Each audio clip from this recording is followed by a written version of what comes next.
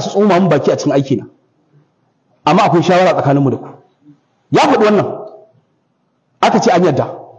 Da farko ce yawa ba zai karɓa ba, aka ce ya yi haƙuri, ya karɓa. Da ya karɓa aikin nan yana kan aikin shi, idan da wani gyara a ciki, a'a suna kama 'yan mata suna kaza, menene amfanin karuwa wacce take zama ƙartin banza kwata, kai damage ma irin wannan? Ba mu da hankali ne mutanen Kano? Jami'an gwamnati da 'yan siyasar jihar Kano ba ku da hankali ne?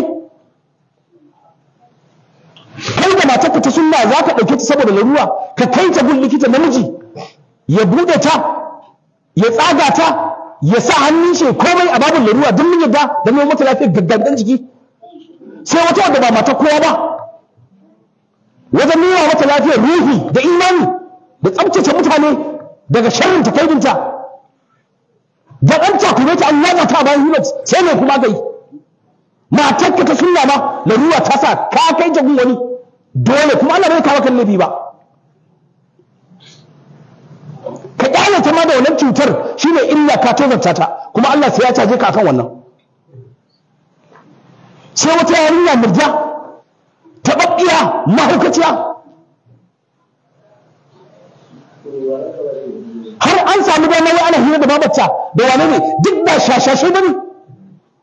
Me za a yi wani mutane a cikin jama'a?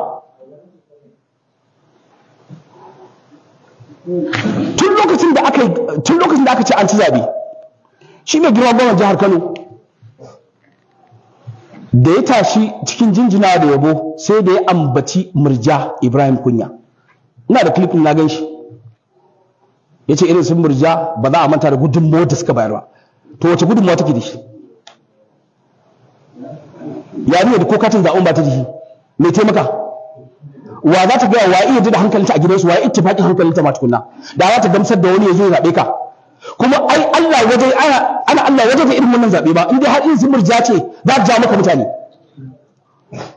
Tasirin da ko barka ji gwamnatin jihar Kano ka nuna kai ba ɗan siyasa bane, dan baka iya siyasa ba. Wallahi billahi azim daurawa kadai alaƙa da shi ya sa wasu da yawa ko ba su ƙaunarka sai sun zaɓe ka, saboda ana tunanin kar ka rabu da wasu mutanen da za su iya gaya ma gaskiya. Ba kawai a nan ba jihar Kano ba, a Najeriya an ka fito ta kai shugaban ƙasa, wallahi ka rabu da irin su to za a maka kyakkyawan zato. Amma sai ka zaɓi raɓuwa da Murja Kunya, kuma tun yaushe kusan shekara fa da wancan kama masu badalan ana jefa su da yan biyu da ake magana.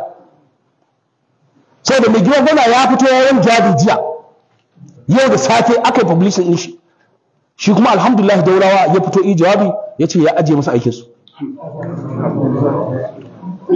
Gwamna jiya ya fito ko daurawa ya fito in sa nan Kaduna ana samina, ana kokari ya za a yi shiri na a taimaka mutane da azumi, ya za a yi kaza ya a'a kawai sai ji jawabi me ko a gwamna ka kira shi mana kai da shi ku tattauna, in wani abu ne ya a ba juna shawara.